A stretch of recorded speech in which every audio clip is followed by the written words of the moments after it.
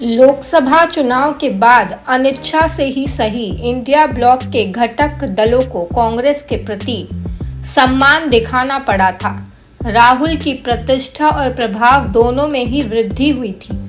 ऐसा इसलिए क्योंकि राहुल ने न सिर्फ पीएम मोदी को 272 से नीचे रोकने में कामयाब हुए थे, बल्कि पीएम मोदी के 400 पार के नारे को पूरी तरह से ध्वस्त कर दिया था।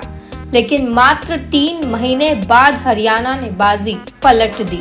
हरियाणा और जम्मू कश्मीर विधानसभा चुनाव के नतीजों का असर न सिर्फ स्टेट और नेशनल पॉलिटिक्स पर हुआ, बल्कि इससे कांग्रेस बीजेपी की गठबंधन करने की क्षमता पर प्रभाव पड़ा है।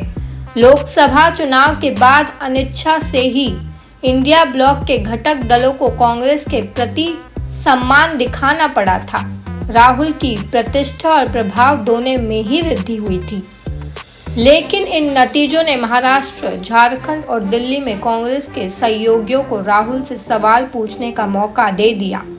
वहीं इन नतीजों ने सहयोगियों के साथ बीजेपी की तोल मोल की शक्ति बढ़ा दी। चुनाव नतीजे आते ही बीजेपी के कट्टर आलोचक रहे संजय राउत की प्रतिक्रिया गौर करने लायक रही।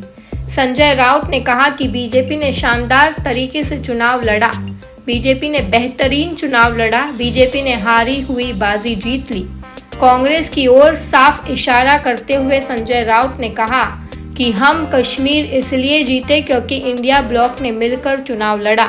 हरियाणा हारे क्योंकि कांग्रेस को लगता था कि हमें कोई नहीं चाहिए, हम तो खुद ही ताकतवर है और जीत जाएंगे।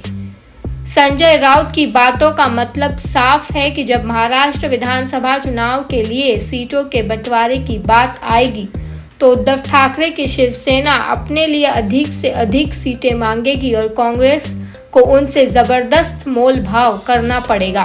कांग्रेस यहां सहयोगियों के सामने 3 महीने पहले का रिपोर्ट कार्ड पेश कर रही है, लेकिन उसकी सहयोगी पार्टियां ताजा रिपोर्ट कार्ड कांग्रेस को दिखा रही है, जहां उसका प्रदर्शन उस स्तर का नहीं रहा जैसी की अपेक्षा उससे की जा रही थी।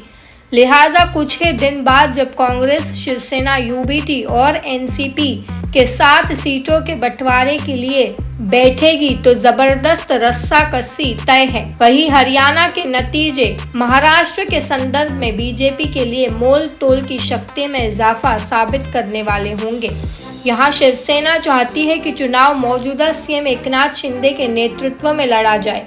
बीजेपी ने इस बारे में अपनी रणनीति जाहिर नहीं की, लेकिन इस चुनाव के नतीजे बीजेपी को नैतिक ताकत देते हैं कि वो सीटों के बंटवारे से लेकर सीएम चेहरे पर ज्यादा से ज्यादा बार्गेनिंग कर सके। दिल्ली में भी कुछ महीनों में विधानसभा चुनाव होने हैं। गौरतलब है कि यहाँ लोकसभा चुनाव कांग्रेस और आम आदमी पार्टी मिलकर लड़ी थी, लेकिन यहाँ के चुनाव में इन दोनों पार्टियों में से किसी को भी एक भी सीट नहीं मिली थी। इसके बाद ये गठबंधन टूट सा गया था। अब हरियाणा में कांग्रेस की हार, आम आदमी पार्टी के प्रदर्शन के बाद दिल्ली में गठबंधन की आस भी शून्य हो गई। हरियाणा नतीजों के बाद आम आदमी पार्टी की प्रवक्ता प्रियंका कक्कड़ ने साफ कह दिया कि दिल्ली में कांग्रेस के साथ विधानसभा चुनाव के लिए कोई गठबंधन नहीं होगा। झारखंड में इसी साल के अंत तक चुनाव होने वाले हैं। यहाँ इंडिया ब्लॉक में कांग्रेस के अलावा जेएमएम, आरजेडी शामिल है। हरियाणा का नतीजा कांग्रेस के लिए मनोवैज्ञानिक रोड़ा साबित होगा। कांग्रेस यहां जेएमएम के सामने रोटेशन पर सीएम बनाने की शर्त पर अड़ी हुई थी। अब इन नतीजों से वो पीछे हटेगी। गौरतलब है कि रोटेशन के सवाल पर ही अभी तक झारखंड में इंडिया ब्लॉक में सीटों का बंटवारा नहीं कर पाया है। अगर उत्तर प्रदेश की बात करें तो अखिलेश यादव ने विधानसभा उपचुनाव के लिए मझवा और फूलपुर सीट पर अपने प्रत्याशी का ऐलान करके कांग्रेस को एक तरीके से ठेंगा दिखा दिया।